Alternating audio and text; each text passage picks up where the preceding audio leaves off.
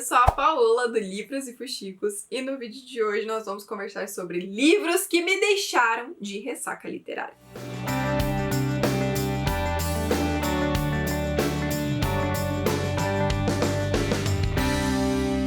Acho que todo mundo tem aqueles momentos de ressaca literária, isso é absurdamente comum quando você não consegue ler nada, quando você não consegue nem pensar em abrir um livro. E aí a gente pode entrar em ressaca por vários motivos. E um deles é quando você lê um livro que te impacta tanto, que mexe tanto com você, que aí, meu amor, é só de ressaca pra baixo, porque você só consegue pensar nessa última leitura, nas emoções, nos personagens, e sair desse mundo e entrar em uma leitura nova é muito difícil. E na lista de hoje eu vou falar pra vocês alguns livros que me deixaram de ressaca literária, que fizeram com que eu só conseguisse pensar na história e neles, nos personagens, e também os livros que eu li pra sair da ressaca, pra fugir desse turbilhão de emoções. Então sim, no vídeo de hoje a gente tem livros pra entrar na ressaca e também pra sair da ressaca. Uma das melhores leituras que eu fiz esse ano foi Torturado. Eu fiquei completamente apaixonada pelo universo que o autor criou aqui. Eu acho que ele é um livro de fantasia realística que traz muitas reflexões, não só sobre o Brasil, sobre a nossa história, sobre a cultura, que o autor aqui ele é historiador, então ele traz muito da realidade do Brasil, mas também sobre relações fraternais. Acho que as protagonistas aqui, essas irmãs, elas mexem muito com o leitor, porque a gente acompanha elas por muitos anos, então a gente vê o crescimento, a maturidade, as decepções, os sonhos dessas personagens, a diferença entre elas, as semelhanças também. Então é um livro que traz muitas facetas, que envolve, que surpreende. Acho que uma das coisas que eu mais gostei é do final, porque o final ele realmente tem um clique de quebra-cabeça, de todas as peças se encaixando, e aí ele termina de uma forma interligada com o início. Sério, o autor é maravilhoso. E quando eu terminei de ler, gente, eu não conseguia parar de pensar nessa trama. Não só porque eu interpretei algumas coisas de uma forma errada, e aí eu fui ler mais sobre o livro pra entender mais, aí eu voltava nos meus contos favoritos pra entender de fato melhor certas coisas que haviam passado de uma maneira despercebida na leitura. E aí, sério, eu ficava só pensando sobre isso, só vendo vídeo sobre isso, só pesquisando mais sobre o autor. Enfim, foi um livro que me trouxe uma espiral de sentimentos e muito difícil de superar. E de encontrar uma leitura tão boa quanto, sabe? E aí eu fiz o quê? Fui ler Matilda, gente. Era um livro que tava na minha meta desse ano também. É um livro leve, é um livro jovem, um livro super rapidinho de ler. É do mesmo autor de A Fantástica Fábrica de Chocolates. E é um livro que eu sempre indico pra quem quer ler livros pra sair da ressaca literária, sabe? É uma trama muito fácil, muito gostosa, cheia de facetas e de críticas sociais, muito bem construídas pelo autor, mas não é uma história pesada, que a gente vai ver a história da Matilda e dessa família dela em um período em que a TV entrou nos nossos lares. Os pais, o irmão mais velho, eles não incentivam a leitura, incentivam só aquela rotina de ficar em frente à TV. E essa Matilda, essa criança, ela é completamente diferente, ela gosta da leitura e ela vai encontrar formas de ler sozinha, mesmo sem incentivo dos pais, e a gente vai ver aqui a disparidade dos pais e do irmão mais velho dessa garotinha pra essa figura que gosta tanto de ler, o quanto ela vai aprender através dos livros. É uma crítica social ferrenha à TV e também é um lembrete à importância da leitura na nossa vida, e tudo isso de uma forma muito leve. Então temos aqui Torturado pra quem quer ler um livro muito forte, impactante, pra entrar na ressaca literária, e também Matilda, leve, fofo, gostosinho pra quem quer aí mandar a ressaca pra longe. Depois do Sim não é um dos livros favoritos de quem já leu os livros da Taylor Jenkins. Eu acho que tem muita gente que não gosta desse livro, mas pra mim ele foi um livro, assim, com muitas emoções. Acho que todos os livros que trazem personagens já casados há muitos anos juntos refletem muito das minhas emoções e das minhas realidades, afinal eu sou uma mulher casada. E esse livro, gente, ele foi num patamar, assim, que, sério, era tapa atrás de tapa. Acho muito bacana como a autora consegue trazer assuntos tão banais, tão corriqueiros, como o fato de um casal que tá há muito tempo juntos não ter diálogo entre eles, fazer com que isso renda um livro tão bem construído, tão cheio de facetas, tão cheio de ensinamentos. Nós temos um casal passando por uma crise que vai tomar uma decisão muito difícil, assim, que eu não me imaginaria tomando. E aí a gente vai pensar, né, junto com eles, se eles realmente se amam o suficiente pra ficarem juntos depois de tanto tempo de casado. E sério, a forma como a autora constrói a história história, como ela traz alguns pontos de necessidade, de companheirismo, de diálogo, de amizade e de simplesmente você falar, não, mas hoje comer pizza é importante pra mim e não simplesmente só, sabe, colocando esse desejo pra depois. Sério, gente, são coisas tão pequenas do dia a dia de um casamento. De verdade, foi um livro assim que me deixou muito impactada e depois foi difícil de ler outros romances, porque eu gosto de romance contemporâneo clichê, eu gosto de romance superficial, mas depois desse livro, tudo que eu lia parecia xoxo demais, sabe, simplório demais, então foi muito difícil depois voltar a ler romances. E aí eu peguei pra ler Show de Vizinho, do Yuri Travelon, que é um autor nacional, e assim, gente, eu dei tanta gargalhada, tanto gargalhada, que eu consegui sair da ressaca e voltar pros romances clichês sem ficar com aquela sensação de que tá faltando alguma coisa. Porque em Show de Vizinho, ele é um livro extremamente divertido, clichê, superficial no início. A gente tem uma personagem aqui que ela vai olhar pro seu vizinho, pegador, bonitão, e vai imaginar que ele é um acompanhante de luxo e vai aparecer na casa dele preparada pra convidá-lo pra ser acompanhante de luxo dela. E aí ela vai descobrir que ele não é um acompanhante de luxo. Ela vai pagar um baita do mico. E é muito legal que como o autor vai trabalhar a relação desse vizinho com essa personagem e vai fugir de vários estereótipos. Além disso, a gente tem um personagem aqui com espectro autista, então assim, o autor vai muito além dos clichês, é um livro extremamente divertido, sensual, fácil de ser lido, então foi muito gostoso pra sair aí de uma grande ressaca. 2 romances bem diferentes depois do Sim e Show de Vizinho, mas muito gostosos de serem lidos. Vocês sabem que eu tava numa onda de não conseguir ler romances de época.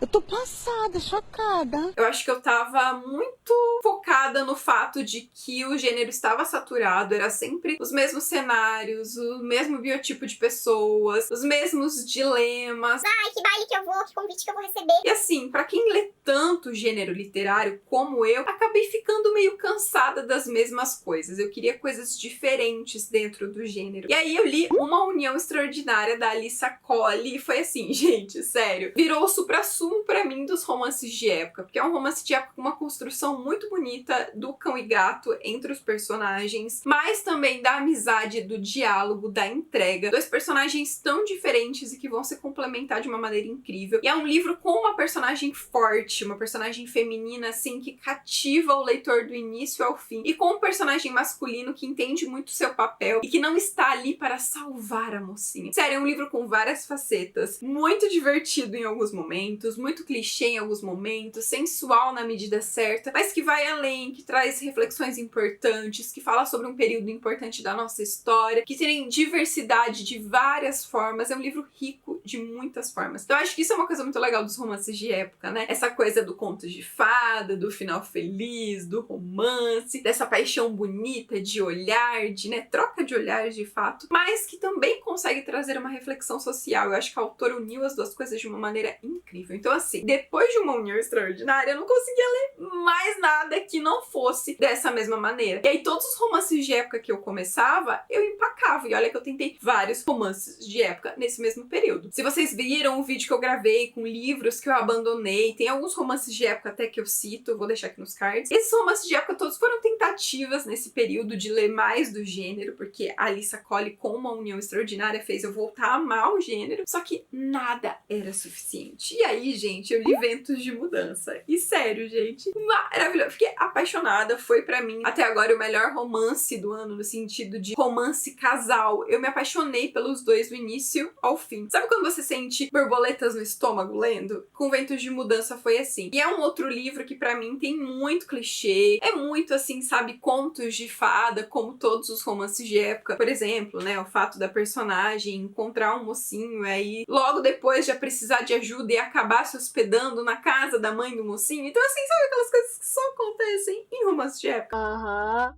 Então, mas que tem também uma crítica social muito grande, que traz diversidade, que traz personagens que, sabe, vão muito além do que a gente tá acostumado a ler dentro dos romances de época. E é uma autora super conceituada lá fora, então assim, eu fiquei apaixonada por esse livro. E foi muito bom, porque Uma União Paixão Extraordinária, ele é emocionalmente mais pesado. Ventos de Mudança, ele é mais leve, mais previsível em alguns pontos, mais romântico em alguns pontos. Mas essas leituras se complementaram de uma maneira muito gostosa, porque abriu mesmo essa vontade na Paola de só ler romances de época diferentes. Então, foi uma ressaca muito gostosa de entrar e uma ressaca muito gostosa de sair também. A Babi 7 me convidou para ler A Aurora de Lotus, seu novo lançamento, antes de todo mundo, para escrever uma frase pra capa. E, cara, assim, quando a gente fala de Babi 7, eu já sei que vão vir muitas emoções, mas eu não imaginava que esse livro ia me dar uma porrada tão grande. A gente tem aqui um drama histórico, ele não foca no romance, apesar de ser um romance histórico de época. É difícil aqui falar qual é o gênero certo dessa história, mas é um romance de época que foca no crescimento da personagem, que vai se passar no Egito Antigo. E a gente tem uma relação proibida entre um capitão egípcio e uma serva hebreia. Então aqui, sério, tudo que a autora cria, o conceito, o contexto histórico, a riqueza do cenário e até mesmo a própria personagem, sabe? A ânsia que ela tem de viver uma vida diferente, a ânsia que ela tem de se sentir amada, de ser amada, de desabrochar, né? A Aurora da Lotus, por isso o título. E como ela vai entrando em um mundo e fazendo escolhas e seguindo o seu coração, sabe? Se deixando levar pelos chamados do coração e o preço alto que ela vai precisar pagar para isso. Eu acho que é um livro sobre amadurecimento, sobre o fato de todos nós fazermos escolhas erradas e que essas escolhas vão fazer com que a gente amadureça e cresça em determinado momento da nossa vida. Não existe perfeição, nós, pessoas, não somos perfeitas e os personagens desse livro não são perfeitos. Mas também não são romantizados. A autora traz aqui a realidade por trás da crueldade das escolhas erradas. Então é um livro, assim, com muitas emoções. E quando eu terminei de ler, eu fiquei assim, e agora? Eu tentei ler de tudo. Eu tentei ler HQ, eu tentei ler histórico, eu tentei ler outros romances de época, eu tentei ler fantasia. Eu tentei.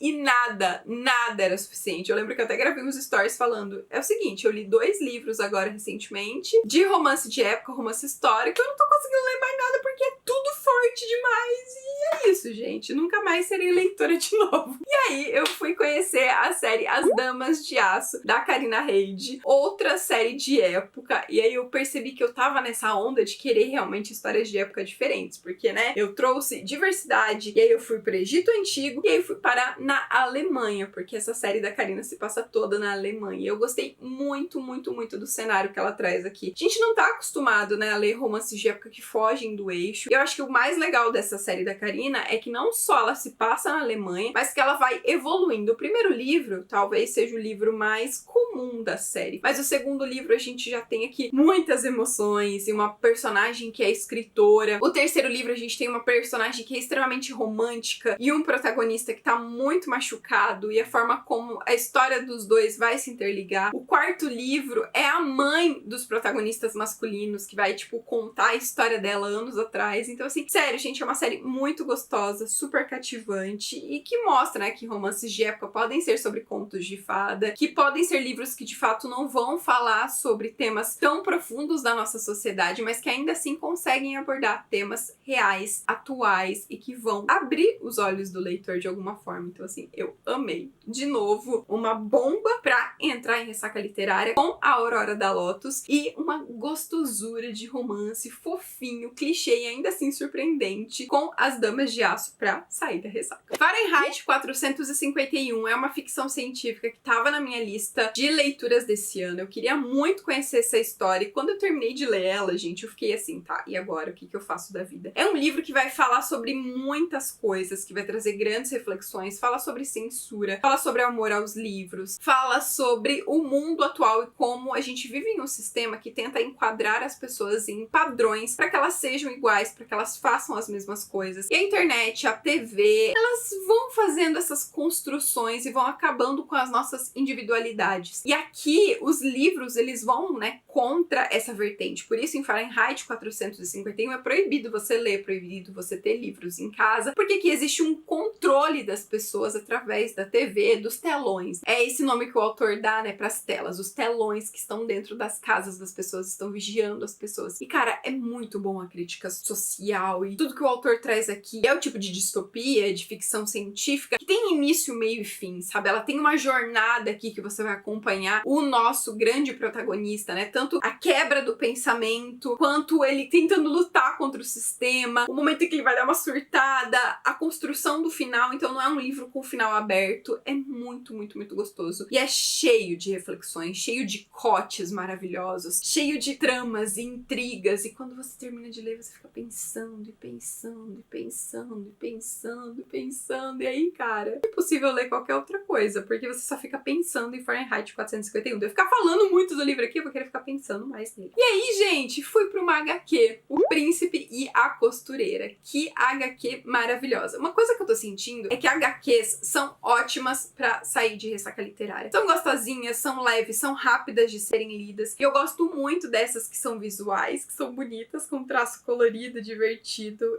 Sim, eu sou visual, principalmente quando a gente fala de HQ. E essa em especial tem uma mensagem super bonita desse príncipe que sonha em usar um vestido e que vai se envolver, que vai criar uma amizade muito bacana com uma costureira. Todos os temas que são abordados aqui, nós temos uma trama medieval com grandes reflexões e a importância também de respeitar a nossa individualidade. É uma delícia, super rapidinho de ser lido e foi ótima pra sair de uma ressaca literária. E acho que uma das maiores séries que me deixou de ressaca literária foi Corte de Espinhos e Rosas, da Sarah J. Maas. Eu lembro que eu comecei a ler Sarah J. Maas em outubro, não sei de que ano, sei lá, 2 ou 3 anos atrás. Comecei com Corte de Espinhos e Rosas. E aí eu li os volumes que haviam sido publicados e fiquei assim apaixonada. Eu queria mais da escrita da autora e eu não conseguia parar de pensar na forma como ela constrói os seus personagens, sabe? Eu sei que tem muitas polêmicas que envolvem o nome da Sarah J. Maas, mas eu não sei explicar o porquê eu me sinto assim lendo os personagens dela, sabe? Sei lá, gente.